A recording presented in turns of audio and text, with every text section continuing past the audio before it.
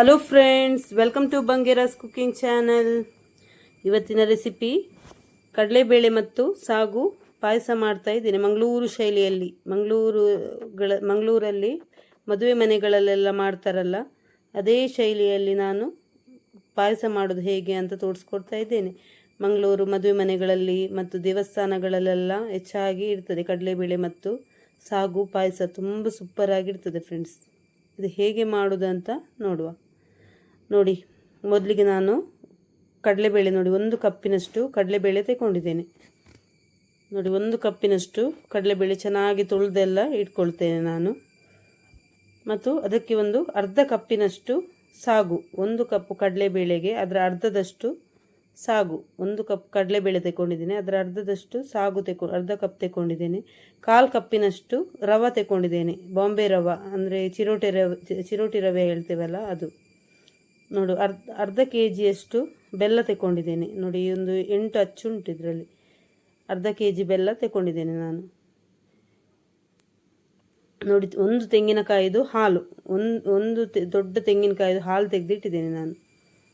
ಈಗ ಒಂದು ಪಾತ್ರೆಯಲ್ಲಿ ಸ್ವಲ್ಪ ನೀರು, 1 ಲೀಟರ್ನಷ್ಟು ನೀರನ್ನು ಕುದಿಲಿಕ್ಕೆ ಇಟ್ಟಿದ್ದೇನೆ. ನೋಡಿ, ನೀರು ಚೆನ್ನಾಗಿ ಕುದಿಬೇಕು. ನೀರು ಚೆನ್ನಾಗಿ ಕುದಿಯುವಾಗ ಇದು ಕಡಲೆಬೇಳೆಯನ್ನು ಚೆನ್ನಾಗಿ ತೊಳೆದು ಹಾಕ್ತಾ ಇದ್ದೇನೆ. ನೋಡಿ, ಕುದಿಯುವ ನೀರಿಗೆ ಹಾಕಿ ಬೇಯಿಸಬೇಕು. ನೋಡಿ, ಇದು ಚೆನ್ನಾಗಿ ಬೇಯಬೇಕು. ಇನ್ನು ನೋಡಿ, ಕುದಿಯುವ ನೀರಿಗೆ ಹಾಕಿದ್ದೇನೆ. ಇನ್ನು ಇದು ಹಾಕಿದ ಮೇಲೆ ಇನ್ನೊಂದು ಕುದಿ ಬರಬೇಕು. ನೋಡಿ, ಒಮ್ಮೆ ಸೌಟು ಹಾಕ್ಕೊಳ್ತಾ ಇದ್ದೇನೆ. ನೋಡಿ,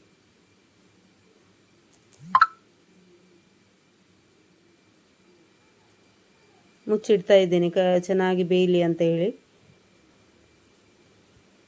ನೋಡಿ, ಇನ್ನೊಂದು ಕುದಿ ಬರುವಾಗ ನಾನು ಇದಕ್ಕೆ ಸಾಗು ಹಾಕ್ತಾ ಇದ್ದೇನೆ. ನಾನು ಕಡಲೆಬೇಳೆ ಬೇಯಲಿಲ್ಲ, ಖಾಲಿ ಕುದಿ ಬಂದದಷ್ಟೇ. ಕುದಿ ಬರುವಾಗನೇ ನಾನು ಇದಕ್ಕೆ ಸಾಗು ಕೂಡ ಹಾಕ್ಕೊಳ್ತೇನೆ. ಯಾಕಂದರೆ ಸಾಗು ಕೂಡ ಬೇಯಲಿಕ್ಕೆ ಸ್ವಲ್ಪ ಹೊತ್ತುಂಟು. ನೋಡಿ, ಚೆನ್ನಾಗಿ ತೊಳೆದೆಲ್ಲ ಇಟ್ಟಿದ್ದೇನೆ.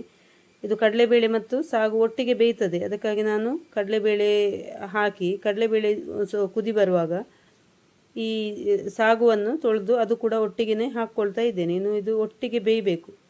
ಇದು ಬೇಯಲಿಕ್ಕೆ ಸ್ವಲ್ಪ ಹೊತ್ತು ತಗೊಳ್ತದೆ. ನೀವು ಇದು ಹಾಕಿ ಉಂಟಲ್ಲ, ಚೆನ್ನಾಗಿ ಸ್ವಲ್ಪ ಹೊತ್ತು ತನಕ ಏನು ಆಗೋದಿಲ್ಲ. ನಿಮ್ಗೆ ಮುಚ್ಚಿ ಇಡ್ಬೋದು. ಮುಚ್ಚಿಟ್ರೆ ತಳ ಹಿಡಿಯುವುದಿಲ್ಲ. ಆದರೆ ಸ್ವಲ್ಪ ಹೊತ್ತಾದ ಮೇಲೆ ಉಂಟಲ್ಲ, ಇದು ಸಾಗು ದಪ್ಪ ಆಗ್ತಾ ಬರ್ತದಲ್ಲ, ಆಮೇಲೆ ಮಾತ್ರ ಸ್ವಲ್ಪ ಜಾಗ್ರತೆ ಆಗಬೇಕು. ಸೌಟು ಹಾಕ್ತಾ ಇರಬೇಕು. ಮೊದಲಲ್ಲಿ ಏನಾಗೋದಿಲ್ಲ. ಮೊದಲಿಗೆ ನೀವು ಮುಚ್ಚಿ ಇಡ್ಬೋದು, ಸ್ವಲ್ಪ ಏನು ತೊಂದರೆ ಇಲ್ಲ. ಆದರೆ ಸ್ವಲ್ಪ ದಪ್ಪ ಆಗ್ತಾ ಬರುವಾಗ ಸೌಟು ಹಾಕ್ತಾ ಇರಬೇಕು. ಮತ್ತೆ ಸೌಟು ಹಾಕ್ತಾ ಇರಬೇಕು, ಇಲ್ಲದಿದ್ದರೆ ತಳ ಹಿಡಿಯುವ ಚಾನ್ಸ್ ಇರ್ತದೆ. ಅದಕ್ಕಾಗಿ ಈಗ ನಾನು ಮುಚ್ಚಿಡ್ತೇನೆ. ನೋಡಿ, ಸ್ವಲ್ಪ ಬೇಯಲಿ ಅಂತ ಹೇಳಿ. ಮೊದಲಿಗೆ ಮುಚ್ಚಿ ಇಡುವಾಗ ಕೂಡ ಹಾಗೆ ಮೀಡಿಯಮ್ ಫ್ಲೇಮಲ್ಲಿ ಇಡಬೇಕು. ಇಲ್ಲದಿದ್ದರೆ ನಿಮಗೆ ಅದು ಉಕ್ಕಿ ಹೋಗುವ ಚಾನ್ಸ್ ಇರ್ತದೆ. ನೀರು ಕುದಿದು ಉಂಟಲ್ಲ, ಉಕ್ಕಿ ಹೋಗ್ತದೆ. ಅದಕ್ಕಾಗಿ ನೋಡಿ, ಚೆನ್ನಾಗಿ ಬೇಯಬೇಕು. ಸ್ವಲ್ಪ ಹೊತ್ತು ತಗೊಳ್ತದೆ ಇದು ಬೇಯಲಿಕ್ಕೆ. ಸಾಗು ಕಡಲೆಬೇಳೆ ಎಲ್ಲ ಚೆನ್ನಾಗಿ ಬೇಯಬೇಕಲ್ಲ. ಇನ್ನು ಸೌಟು ಹಾಕ್ತಾ ಬೇಕು. ನೋಡಿ, ಸ್ವಲ್ಪ ದಪ್ಪ ಆಗ್ತಾ ಬಂದಿದೆಲ್ಲ ನೀರು. ಈ ಸಾಗು ಎಲ್ಲ ಬೇಯ್ತಾ ಬರುವಾಗ ಇದು ದಪ್ಪ ಹಾಕ್ತಾ ಬರ್ತದೆ. ಆಮೇಲೆ ಸ್ವಲ್ಪ ಸೌಟು ಹಾಕ್ತಾ ಇರಬೇಕು. ವಿಡಿಯೋ ನೋಡ್ತಾ ಇರುವಾಗಲೇ ನನ್ನ ಚಾನಲ್ಗೊಂದು ಲೈಕ್ ಕೊಡಿ ಫ್ರೆಂಡ್ಸ್. ಸಬ್ಸ್ಕ್ರೈಬ್ ಮಾಡದೆ ನೋಡ್ತಿರುವವರು ಸಬ್ಸ್ಕ್ರೈಬ್ ಮಾಡಿ. ವಿಡಿಯೋವನ್ನು ಆದಷ್ಟು ಪೂರ್ತಿಯಾಗಿ ಸ್ಕಿಪ್ ಮಾಡದೆ ನೋಡಿ. ನಿಮ್ಮ ಫ್ರೆಂಡ್ಸ್ಗಳಿಗೆ ಕೂಡ ಶೇರ್ ಮಾಡಿ. ವಿಡಿಯೋ ಇಷ್ಟ ಆದರೆ ನಿಮ್ಮ ಫ್ರೆಂಡ್ಸ್ಗೆ ಕೂಡ ಶೇರ್ ಮಾಡಿ ಫ್ರೆಂಡ್ಸ್. ನೋಡಿ, ಚೆನ್ನಾಗಿ ಬೇಯ್ತಾ ಉಂಟು. ನೋಡಿ, ದಪ್ಪ ಆಗ್ತಾ ಬಂದಿದೆ. ನೋಡಿ, ಬೆಂದಿದೆ. ಈಗ ಬೆಲ್ಲ ಹಾಕ್ತಾ ಇದ್ದೇನೆ ನಾನು. ಅರ್ಧ ಕೆಜಿ ಬೆಲ್ಲ. ಇದು ಕಡಲೆಬೇಳೆ, ಸಾಗು ಮತ್ತು ರವೆ ಎಲ್ಲ ಒಟ್ಟಿಗೆ ಆಗಿ ಅರ್ಧ ಕೆಜಿ ಉಂಟು. ಅದಕ್ಕೆ ಬೆಲ್ಲ ಕೂಡ ಸಮ ಪ್ರಮಾಣದಲ್ಲಿ ಅರ್ಧ ಕೆಜಿ ಬೆಲ್ಲ ಹಾಕ್ಕೊಂಡಿದ್ದೇನೆ. ಇಷ್ಟು ಸಿಹಿ ಬೇಕು. ಇಷ್ಟು ಸಿಹಿ ಇದ್ರೇ ಒಳ್ಳೆಯದಾಗೋದು. ಸಿಹಿ ಕಮ್ಮಿ ಆದರೆ ಪಾಯಸ ಒಳ್ಳೆಯದಾಗೋದಿಲ್ಲ. ಪಾಯಸ ಅಂತ ಹೇಳಿದ ಮೇಲೆ ಸಿಹಿ ಸ್ವಲ್ಪ ಬೇಕು. ನೋಡಿ, ರವೆ ನೋಡಿ, ಇದು 1/4 ಕಪ್ಪಿನಷ್ಟು ರವೆ ತಗೊಂಡಿದ್ದೇನಲ್ಲ, ಇದನ್ನು ನಾನು ಈ ತೆಂಗಿನ ಹಾಲು ಜೊತೆನೇ ಮಿಕ್ಸ್ ಮಾಡ್ಕೊಳ್ತಾ ಇದ್ದೇನೆ. ನೋಡಿ, ಚೆನ್ನಾಗಿ ಮಿಕ್ಸ್ ಮಾಡಿಕೊಂಡು ಅದಕ್ಕೇ ಹಾಕ್ಕೊಳ್ಳೋದು. ಚಿರೋಟಿ ರವೆ ಒಂದು 1/4 ಕಪ್ಪಷ್ಟು ತಗೊಂಡಿದ್ದೇನೆ ನಾನು. ನೋಡಿ, ಚೆನ್ನಾಗಿ ತೆಂಗಿನ ಹಾಲು ಜೊತೆನೇ ಮಿಕ್ಸ್ ಮಾಡ್ಕೊಂಡಿದ್ದೇನೆ ನಾನು. ಈಗ ಹಾಲನ್ನು ಕೂಡ ಹಾಕ್ಕೊಳ್ತೇನೆ ನಾನು. ಇನ್ನು ಒಟ್ಟಿಗೆ ಬೇಯಲಿ ಅಂತ ಹೇಳಿ. ನಿಮಗೆ ತೆಂಗಿನ ಹಾಲಿನ ಬದಲಿಗೆ ನೀವು ಈ ಪ್ಯಾಕೆಟ್ ಹಾಲು ಕೂಡ ಹಾಕ್ಕೊಳ್ಬೋದು, ದನದ ಹಾಲು ಕೂಡ ಯೂಸ್ ಮಾಡ್ಬೋದು, ಏನು ತೊಂದರೆ ಇಲ್ಲ. ಅದು ತೆಂಗಿನ ಹಾಲು ಸ್ವಲ್ಪ ಟೇಸ್ಟ್, ನಾವು ತೆಂಗಿನ ಹಾಲೇ ಹಾಕೋದು ಹೆಚ್ಚಾಗಿ. ನೋಡಿ ರವೆ ಸ್ವಲ್ಪ ಹೊಂದ್ಕೊಂಡಿದ್ದೆ, ಅದಕ್ಕೆ ಪುನಃ ನೀರು ಹಾಕ್ಕೊಂಡೆ ನಾನು. ನಿಮಗೆ ದಿಢೀರ್ ಅಂತ ಮಾಡುವಾಗ ನೀವು ಪ್ಯಾಕೆಟ್ ಹಾಲು ಕೂಡ ಯೂಸ್ ಮಾಡ್ಬೋದು, ಏನು ತೊಂದರೆ ಇಲ್ಲ. ತೆಂಗಿನ ಹಾಲು ಹಾಕಿದರೆ ಸ್ವಲ್ಪ ಟೇಸ್ಟ್ ಇನ್ನೂ ಚೆನ್ನಾಗಿರ್ತದಂತ. ನೋಡಿ ರುಚಿಗೆ ಸ್ವಲ್ಪ ಉಪ್ಪು ಕೂಡ ಹಾಕ್ಕೊಂಡೆ. ಯಾವುದೇ ಸ್ವೀಟ್ ಮಾಡುವಾಗ ಉಪ್ಪು ಸ್ವಲ್ಪ ಹಾಕ್ಕೊಳ್ಬೇಕು. ಕೆಲವರು ಪಾಯಸಕ್ಕೆ ಉಪ್ಪು ಹಾಕ್ಕೊಳ್ಳೋದಿಲ್ಲ, ಆದರೆ ಉಪ್ಪು ಹಾಕಲಿಲ್ಲದ್ರೆ ಅಷ್ಟೊಂದು ಟೇಸ್ಟ್ ಚೆನ್ನಾಗಿ ಬರುವುದಿಲ್ಲ. ಸ್ವಲ್ಪ ಉಪ್ಪು ಕೂಡ ಬೇಕು, ಬ್ಯಾಲೆನ್ಸ್ ಆಗಿ ಬರ್ತದೆ ಟೇಸ್ಟ್, ಸ್ವಲ್ಪ ಬ್ಯಾಲೆನ್ಸ್ ಆಗ್ತದೆ. ನೀವು ಉಪ್ಪು ಕೂಡ ಹಾಕಿ ಮಾಡಿದರೆ, ಸ್ವಲ್ಪ ಉಪ್ಪು ಹಾಕಿದರೆ ಚೆನ್ನಾಗಿರ್ತದೆ. ನೋಡಿ ಇದು ಚೆನ್ನಾಗಿ ಕುದಿಬೇಕಿನ್ನು. ನೀವು ಉಂಟಲ್ಲ, ಇದು ಬೆಲ್ಲ ಮತ್ತು ತೆಂಗಿನ ಹಾಲು ಎಲ್ಲ ಹಾಕಿದ ಮೇಲೆ ತಿರುಗಿಸ್ತಾ ಬೇಕು. ಪಾಯಸ ರಪ್ಪ ತಳ ಹಿಡಿತದೆ. ತಳ ಹಿಡಿದ್ರೆ ಉಂಟಲ್ಲ, ಫುಲ್ ಇದರ ಸ್ಮೆಲ್ಲೇ ಚೇಂಜ್ ಆಗ್ತದೆ, ಒಳ್ಳೆಯದಾಗೋದಿಲ್ಲ ಪಾಯಸ.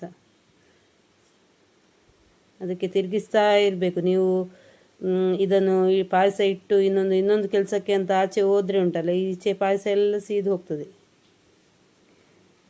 ನೋಡಿ ಏಲಕ್ಕಿ ಪುಡಿ ಹಾಕ್ಕೊಳ್ತಾ ಇದ್ದೇನೆ ನಾನು.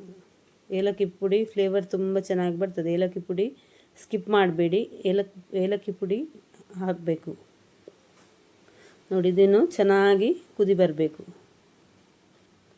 ಕಡಲೆಬೇಳೆ ಸಾಗು ಎಲ್ಲ ಚೆನ್ನಾಗಿ ಬೆಂದಿದೆ ನೋಡಿ, ಸೂಪರಾಗಿ ಬಂದಿದೆ. ಬೆಲ್ಲ ಎಲ್ಲ ಕರೆಕ್ಟಾಗಿದೆ ನೋಡಿ, ಚೆನ್ನಾಗಿ ಕುದೀತಾ ಉಂಟು ನೋಡಿ.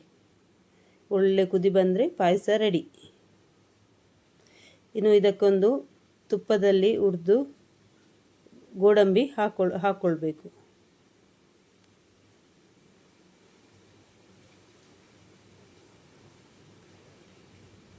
ನೋಡಿ ಚೆನ್ನಾಗಿ ಕುದೀತು ನೋಡಿ. ಈಗ ನಾನು ಸ್ವಲ್ಪ ಗೋಡಂಬಿಯನ್ನು ತುಪ್ಪದಲ್ಲಿ ಹುರಿತಾ ಇದ್ದೇನೆ ನಾನು. ನಿಮಗೆ ದ್ರಾಕ್ಷಿ ಬೇಕಿದ್ದರೆ ದ್ರಾಕ್ಷಿ ಕೂಡ ಹಾಕ್ಕೊಳ್ಬೋದು, ಆದರೆ ನನಗೆ ದ್ರಾಕ್ಷಿ ಅಷ್ಟೊಂದು ಇಷ್ಟ ಆಗೋದಿಲ್ಲ, ಅದಕ್ಕೆ ಗೋಡಂಬಿ ಮಾತ್ರ ಸ್ವಲ್ಪ ಫ್ರೈ ಮಾಡಿಕೊಂಡು ಹಾಕ್ಕೊಳ್ತಾ ಇದ್ದೇನೆ. ನೋಡಿ ಗೋಡಂಬಿ ಫ್ರೈ ಮಾಡಿ ಹಾಕ್ಕೊಂಡೆ ನೋಡಿ. ಸೂಪರಾಗಿ ಬಂದಿದೆ ನೋಡಿ ಪಾಯಸ. ನೋಡಿ ಎಷ್ಟು ಚೆನ್ನಾಗಿ ಮದುವೆ ಮನೆಗಳೆಲ್ಲ ಮಾಡ್ತಾರಲ್ಲ, ಮಂಗಳೂರು ಮದುವೆ ಮನೆಗಳಲ್ಲೆಲ್ಲ ಅದೇ ರೀತಿ ಬಂದಿದೆ ನೋಡಿ. ಕಡಲೆಬೇಳೆ ಮತ್ತು ಸಾಗು ಪಾಯಸ ತುಂಬ ಸೂಪರಾಗಿರ್ತದೆ. ನಿಮಗೆ ರವೆ ಬದಲಿಗೆ ಅಕ್ಕಿ ತರಿ ಕೂಡ ಹಾಕ್ಕೊಳ್ಬೋದು. ಬೆಳ್ತಿಗೆ ಅಕ್ಕಿಯನ್ನು ಸ್ವಲ್ಪ ತರಿಯಾಗಿ ರುಬ್ಬಿ ಅದು ಕೂಡ ಹಾಕ್ಕೊಂಡ್ರೆ ಚೆನ್ನಾಗಿರ್ತದೆ ನೋಡಿ. ಪಾಯಸ ರೆಡಿಯಾಗಿದೆ ಫ್ರೆಂಡ್ಸ್. ನೀವು ಮನೆಯಲ್ಲಿ ಟ್ರೈ ಮಾಡಿ ಹೇಗೆ ಆಗಿದೆ ಅಂತ ಹೇಳಿ ನನಗೆ ಕಮೆಂಟ್ ಮೂಲಕ ತಿಳಿಸಿ ಫ್ರೆಂಡ್ಸ್. Thank you friends.